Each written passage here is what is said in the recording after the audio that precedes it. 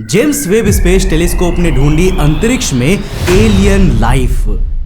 दोस्तों, ये जो आप लाइट स्पेक्ट्रम ग्राफ देख रहे हैं ना, ये वो प्रूफ है जो ये साबित करता है कि अर्थ से 124 लाइट ईयर्स दूर मौजूद K2-18b प्लैनेट पर एलियन लाइफ सांस ले रही है, जिसे जेम्स वेब स्पेस टेलीस्कोप द्वारा ट्रांजिट मेथड के प्रयोग से यहाँ से आने वाली लाइट को कई महीनों तक ऑब्जर्व करने के बाद कंफर्म किया गया है। वैज्ञानिकों को हाइसियन वर्ल्ड K2-18b के लाइट स्पेक्ट्रम में एक ऐसी गैस मॉलिक्यूल्स के साइन मिले हैं जो अर्थ पर केवल लाइफ द्वारा ही प्रोड्यूस की जाती है। इसके अलावा नेचर में ऐसा कोई तरीका नहीं है जो इस गैस को प्रोड्यूस कर सके। ऑल्सो वैज्ञानिकों की ऑब्जर्वेशंस ये भी सजेस्ट करती है कि ये प्लैनेट अर्थ की तरह ही बड़े बड़े ओशंस, रिवर्स एंड लेक्स से भरा हुआ है, जिसका मतलब पूरे यूनिवर्स में अभी तक ये इकलौता ऐसा प्लैनेट है जहां पर हम इंसानों को बायो लाइफ सिग्नेचर्स डिटेक्ट हुए हैं। पर आखिर ये सब कुछ इतना परफेक्टली कैसे बैठ रहा है? तो आज के इस वीडियो में हम इसी के बारे में डीप में जानने वाले हैं। तो हेलो गाइस, मैं हूं कौशिक और चलिए शुरू करते हैं एक और नए episode. Chapter 1, exploration of K2-18b। दोस्तों, K2-18b की डिस्कवरी साल 2015 में नासा के केपलर स्पेस टेलीस्कोप द्वारा की गई थी। पृथ्वी से 124 लाइट ईयर्स दूर लियो कॉन्स्टेलेशन में मौजूद ये एक्सोप्लैनेट K2-18b साल 2019 में इस पर हबल स्पेस टेलीस्कोप द्वारा की गई ऑब्जर्वेशन में ये सामने आया कि ये एक हाइसियन वर्ल्ड है, यानी कि इसका एटमॉस्फेयर मोस्टली हाइड्रोजन से बना है, जिसकी सरफेस पर बड़े बड़े वाटर ओशियंस मौजूद है। अब दोस्तों, इसी दौरान हमें इसके एटमॉस्फेयर में भी वाटर वेपर्स की प्रेजेंस का पता चला है। K2-18b इस वक्त एक रेड ड्वार्फ स्टार को 2,14,02,400 किलोमीटर के डिस्टेंस से ऑर्बिट कर रहा है। अब सुनने में ये भले ही बहुत ज्यादा लग रहा हो, पर एस्ट्रोनॉमिकल लेवल पर ये डिस्टेंस इतनी कम है कि इसे अपने स्टार का एक ऑर्बिट पूरा करने में केवल 33 डेज का समय लगता है। इसलिए अर्थ के 360 दिनों की तुलना में यहाँ पर एक साल भी केवल 33 अर्थ डेज में हो जाता है। बट शॉकिंग बात यह है कि अपने स्टार के इतने करीब होने के बावजूद इस प्लैनेट पर पानी मौजूद है। लेकिन सवाल है कि कैसे? क्योंकि जैसा कि मैंने कहा कि ये रेड ड्वार्फ स्टार के चक्कर लगा रहा है, जिन्हें साइंटिफिक लैंग्वेज में एम टाइप स्टार भी कहा जाता है। और इन स्टार्स की खासियत होती है कि इनका साइज और टेम्परेचर काफी ज्यादा कम होता है, खास करके हमारे सूरज जैसे येलो जी स्टार के कंपैरिजन में, जिसके कारण जो हैबिटेबल जोन सूरज जैसे बड़े तारों में उसके काफी ज्यादा दूर से शुरू होता है ना, जिसमें किसी प्लैनेट पर पानी होने की संभावना रहती है, उसी तरह का habitable zone red dwarf star में काफी ज्यादा सामने होता है। नाउ फॉर एग्जांपल K2-18b, जो अपने तारे के पास होते हुए भी उसके हैबिटेबल जोन में है, और उसे इतनी ही लाइट एनर्जी अपने तारे से मिलती है जितनी हमारी अर्थ को सूर्य से मिलती है, जिसका मतलब है कि अर्थ की ही तरह इस ग्रह पर भी जीवन पनप सकता है, या फिर शायद मौजूद भी हो सकता है। जिस पर लंदन यूनिवर्सिटी के प्रोफेसर और एस्ट्रोनॉमर एंजेलस साइरास का कहना है कि हमारे सोलर सिस्टम के बाहर ये इकलौता ऐसा प्लैनेट है जिस पर लाइफ के बॉर्न एंड इवॉल्व होने के लिए एक राइट टेम्परेचर एंड रिसोर्सेस मौजूद है, जो इसे लाइफ के रहने के योग्य सबसे अच्छा उम्मीदवार बनाता है। लेकिन ये तो सिर्फ एक पॉसिबिलिटी है, पर क्या हमारे पास कोई प्रूफ है कि K2-18b पर लाइफ मौजूद है ही? वेल, आप यकीन नहीं करेंगे, पर हाँ, हमारे पास प्रूफ्स हैं। Chapter 2, how we study exoplanets.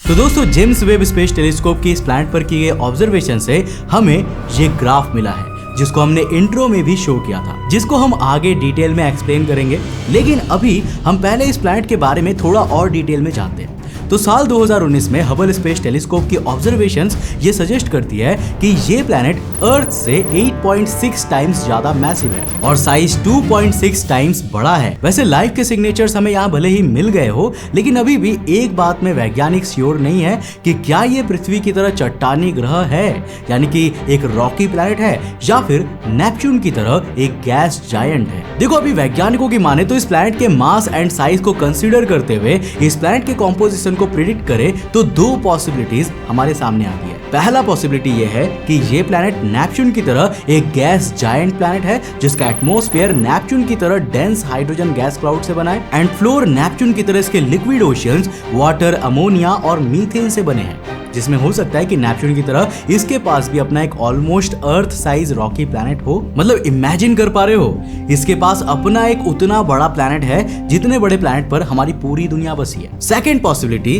वैज्ञानिकों का मानना है कि अगर हमारी किस्मत काफी अच्छी है तो ये सही में एक रॉकी प्लैनेट है जिस पर काफी बड़ी मात्रा में वाटर ओशियंस मौजूद है, बिल्कुल हमारी अर्थ की तरह। पर क्योंकि ये काफी बड़ा है तो उसके ओशियंस काफी ज्यादा गहरे होंगे और उसका एटमॉस्फेयर बिल्कुल हमारी ऑब्जर्वेशन की तरह मोस्टली हाइड्रोजन से ही बना होगा, जहां सरफेस का एटमॉस्फेरिक प्रेशर अर्थ के कंपैरिजन में कई हजार गुना ज्यादा होगा। वैसे देखो, ये तो बात थी K2-18b के फ्लोर की, लेकिन अगर लाइफ की बात करें तो उसमें वैज्ञानिकों को जो ब्रेक थ्रू मिला है ना, वो इसके एटमॉस्फेयर में मिली डाइमिथाइल सल्फाइड नाम की गैस की डिस्कवरी है। Chapter 3, how JWST found life on K2-18b। तो दोस्तों, अब अगर हम अपने ग्राफ में वापस चले तो जैसा कि मैंने आपको बताया था कि इस लाइट स्पेक्ट्रम ग्राफ को इस प्लैनेट से आने वाली लाइट के ऑब्जर्वेशन से तैयार किया गया है, जिस लाइट को ह्यूमैनिटी के सबसे एडवांस्ड टेलीस्कोप यानी कि जेम्स वेब स्पेस टेलीस्कोप ने कैप्चर किया था, और इसीलिए वैज्ञानिक इस डेटा पर काफी ज्यादा कॉन्फिडेंट भी है। लेकिन सवाल यह है कि आखिर वैज्ञानिकों ने K2-18b प्लैनेट पर लाइफ के सिग्नेचर्स कैसे खोज लिए। तो जैसा कि हम जानते हैं कि ये पूरा ब्रह्मांड उन्हीं स्मॉल एटम से बना है ना, जिनसे हमारी अर्थ, हम और आप जैसे लोग बने, जिन एटम्स पर हम इंसानों के पास कई डिकेड्स का रिसर्च डेटा मौजूद है, जिनके बेसिस पर हम जानते हैं कि डिफरेंट एटम्स अलग अलग वेवलेंथ में लाइट को एब्जॉर्ब और एमिट करता है। और क्योंकि अभी हम ह्यूमंस इतने केपेबल नहीं है कि हम कई लाइट ईयर्स दूर मौजूद इन प्लैनेट्स पर जाकर इनकी ऑब्जर्वेशंस करें और लाइफ को ढूंढे, इसीलिए अभी वैज्ञानिक इन प्लैनेट के बारे में जानने के लिए उस प्लैनेट से आने वाली लाइट को ऑब्जर्व करते हैं। क्योंकि देखो, अगर कोई भी लाइफ किसी प्लैनेट पर लार्ज अमाउंट में है ना, तो उसके बायो सिग्नेचर्स यानी कि उसके द्वारा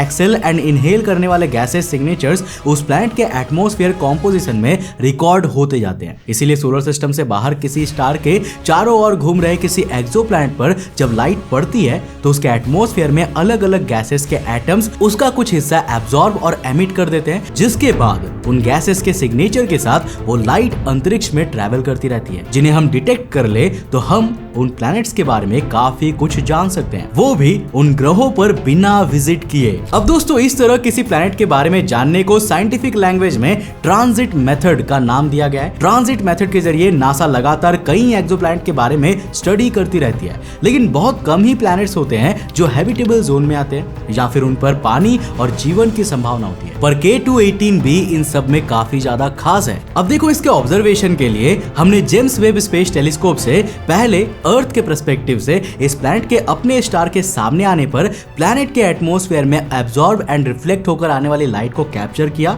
और फिर उसे उस लाइट स्पेक्ट्रम से कंपेयर किया जो नॉर्मली प्लैनेट के बिना स्टार के सामने आए लाइट के ऑब्जर्वेशन से बनता है। इस तरह नासा ने टोटल इस पर 2 बार ऑब्जर्वेशंस की। पहला ऑब्जर्वेशन जनवरी 2023 में की गई थी और दूसरी ऑब्जर्वेशन जून 2023 में, जिसके बाद जब नासा के वैज्ञानिकों ने इन दोनों ही सिचुएशन में इनके लाइट स्पेक्ट्रम को कंपेयर किया तो ये पता चला कि K2-18b से रिफ्लेक्ट होकर आने वाली लाइट की वेवलेंथ में हमें कई गैसेस के पैटर्न्स मिलते हैं जो कई अलग अलग एलिमेंट्स की वेवलेंथ को मैच करते हैं। नाउ फॉर एग्जांपल, हम इस ग्राफ में जो ये वेवलेंथ पैटर्न देख रहे हैं ना, ये मीथेन गैस के सिग्नेचर्स को रिप्रेजेंट करती है, जबकि ये पैटर्न कार्बन डाइऑक्साइड को, और ये वाली वेवलेंथ जो कि सबसे इंपॉर्टेंट है वो डाइमिथाइल सल्फाइड को रिप्रेजेंट करती है। और इसी गैस की डिस्कवरी ने पूरी साइंटिफिक कम्युनिटी में एक्साइटमेंट भर दिया कि शायद ये फर्स्ट साइन है कि ह्यूमैनिटी ने यूनिवर्स में फाइनली एलियन लाइफ को डिटेक्ट कर लिया है। पर आखिर वैज्ञानिक इस गैस की प्रेजेंस को लाइफ प्रूफ क्यों मान रहे हैं? तो देखो, डाइमिथाइल सल्फाइड एक काफी रेयर गैस है जो हमें अर्थ पर तो मिल जाती है, लेकिन ब्रह्मांड में इस गैस को ढूंढना भूसे के ढेर में सुई ढूंढने के बराबर है। क्योंकि हम इंसानों की करंट अंडरस्टैंडिंग के अकॉर्डिंग ये गैस केवल ओशंस में रहने वाली फाइटोप्लैंक्टन ऑर्गेनिज्म ही प्रोड्यूस करते हैं। इसके अलावा किसी भी तरह का दूसरा कोई नॉन नेचुरल प्रोसेस नहीं है जो इस गैस को क्रिएट कर सकता हो। एटलीस्ट हम इंसानों की अभी तक की केमिस्ट्री नॉलेज तो यही कहती है। इसीलिए साल 2016 में वैज्ञानिकों की टीम द्वारा पब्लिश किए गए इस पेपर में यह कहा गया था कि किसी प्लैनेट पर लाइफ की डिस्कवरी और कंफर्मेशन में डाइमिथाइल सल्फाइड की वहां प्रेजेंस एक मेजर रोल प्ले करेंगी। शायद उस समय वैज्ञानिकों को पता भी नहीं था कि उनके पेपर पब्लिश होने के कुछ साल बाद ही हम इस तरह के प्लैनेट को डिस्कवर भी कर लेंगे। और क्योंकि हमें K218b जैसे हैबिटेबल एक्सोप्लैनेट पर जहां लाइफ के लिए right temperature, water and other resources मौजूद है, वहां पर डाइमिथाइल सल्फाइड मिली है ना, तो इसका सिंपल सा मीनिंग है कि इस प्लैनेट के डीप ओशंस में लाइफ तैर रही है, जो शायद ऑर्गेनिजम्स हो सकते हैं या फिर अर्थ के ओशियन एनिमल्स की तरह ही बड़े बड़े एनिमल्स हो सकते हैं। और क्योंकि देखो आज तक हमें ये गैस पूरे हमारे ऑब्जर्वेशंस में अभी तक किसी भी और एक्सोप्लैनेट के एटमॉस्फेयर में नहीं मिला है, यानी अभी के लिए हमारे पास K218b इकलौता ऐसा प्लैनेट है ना जहां हम लाइफ के सिग्नेचर्स को ढूंढ पाए हैं।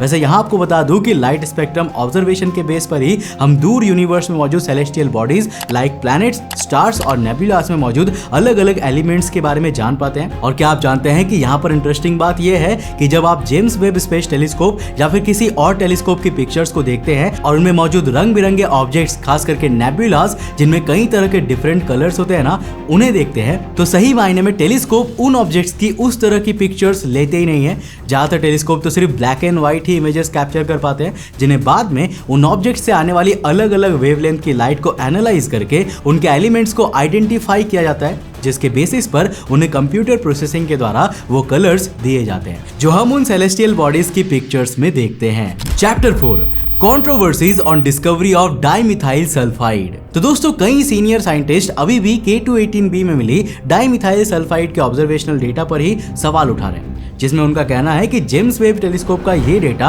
अभी काफी अर्ली स्टेज में है, इसलिए हो सकता है कि अभी ये डेटा पूरी तरह से एक्यूरेट ना हो और हमने इस गैस के पैटर्न को गलत तरीके से आइडेंटिफाई कर लिया हो, और इसीलिए अभी हमें इस प्लैनेट पर लाइफ की प्रेजेंस को कंफर्म करने के लिए और ऑब्जर्वेशंस की जरूरत है। क्योंकि देखो जरूरी नहीं है कि जो गैस अर्थ पर केवल ऑर्गेनिजम्स ही क्रिएट करते हो वो K218b पर भी किसी ऑर्गेनिज्म से ही क्रिएट हो रही हो सकता है कि यहाँ पर कोई ऐसी दूसरी केमिस्ट्री हो जिसके बारे में हम अभी तक नहीं जानते हो और उसके जरिए ही वहाँ नेचुरली इस गैस का प्रोडक्शन हो रहा हो। वैसे सही कहा जाए तो देखो ऐसा हो सकता है, क्योंकि ऐसे हमारे साथ पहले भी हो चुका है। फॉर एग्जाम्पल साल 2020 में एक रिसर्च पब्लिश हुई थी जिसके अकॉर्डिंग नासा ने वीनस के एटमॉस्फेयर में फॉस्फीन गैस की डिस्कवरी की थी। अब याद ही होगा आपको क्योंकि ये न्यूज काफी ज्यादा वायरल हुई थी। एंड यू नो कि ये गैस भी अर्थ पर केवल लिविंग ऑर्गेनिज्म से ही प्रोड्यूस की जाती है। इसके बाद इस तरह की हेडलाइन छपने लगी थी कि वीनस पर लाइफ मिल चुकी है और वीनस के एटमॉस्फेयर में लिविंग ऑर्गेनिजम्स मौजूद है। बट वीनस क्योंकि हमारे काफी करीब है एंड टाइम टू टाइम हम इस पर कई ऑर्बिटल सैटेलाइट्स भी सेंड कर चुके हैं। ऑल्सो हमारे टेलीस्कोप अब इतने केपेबल है कि इसके एटमॉस्फेयर की डिटेल्ड इमेजिंग कर सकते हैं। तो इन सभी के सारे जब हमने वीनस के पूरे डेटा को खंगाला तो हमें कहीं भी वीनस के एटमॉस्फेयर में या उसकी सरफेस पर लिविंग ऑर्गेनिजम्स के सिग्नेचर्स नहीं मिले। और मिलेंगे भी कैसे? ये प्लैनेट अपने आप में किसी नर्क से कम नहीं है जिसका सरफेस टेम्परेचर पूरे सोलर सिस्टम के सभी प्लैनेट्स में सबसे ज्यादा यानी कि 460 डिग्री सेल्सियस का है। इन शॉर्ट यहाँ पर वैज्ञानिक फाइनली इसी नतीजे पर पहुंचे हैं कि वीनस के एटमॉस्फेयर में कोई ऐसी हिडन केमिकल रिएक्शंस हो रही है ना जिससे ये गैसेस प्रोड्यूस हो रही है। इसीलिए हो सकता है कि इस तरह की कोई अननोन केमिस्ट्री K218b पर भी हो रही हो। अब ऐसा है या नहीं है ये तो हमें और ज्यादा डेटा एंड ऑब्जर्वेशंस के बाद ही पता चलेगा। इसीलिए नासा इस प्लैनेट पर ऑब्जर्वेशंस के लिए जेम्स वेब स्पेस टेलीस्कोप के और भी कई शेड्यूल्स तय कर चुकी है, जिसमें अगली ट्रांजिट ऑब्जर्वेशन जनवरी 2024 में होगी और इसके बाद एक नेक्स्ट ट्रांजिट ऑब्जर्वेशन जून 2024 में प्लान की गई है। इसके बाद कई और ऑब्जर्वेशंस की जाएगी और फाइनली इन ऑब्जर्वेशंस के बेसिस पर हम ये कंफर्म कर सकेंगे कि क्या सच में इस प्लैनेट पर लाइफ मौजूद है। वैसे आपको इसके बारे में क्या लगता है नीचे कमेंट सेक्शन में अपनी राय जरूर लिखना। दोस्तों मुझे उम्मीद है कि इस वीडियो से आपको कुछ नया जरूर सीखने को मिला होगा। अगर मिला तो इस वीडियो को लाइक करके जाना। अगर आप नए हो चैनल पे तो चैनल को सब्सक्राइब करने के साथ साथ नोटिफिकेशन बेल ऑन कर देना, क्योंकि यह आपके लिए बिल्कुल फ्री है, लेकिन ऐसा करने पर हमें काफी ज्यादा मोटिवेशन मिलता है आपके लिए इंटरेस्टिंग वीडियोस बनाने में। मैं मिलता हूं आपको नेक्स्ट एपिसोड के साथ, तब तक के लिए बाय, जय हिंद।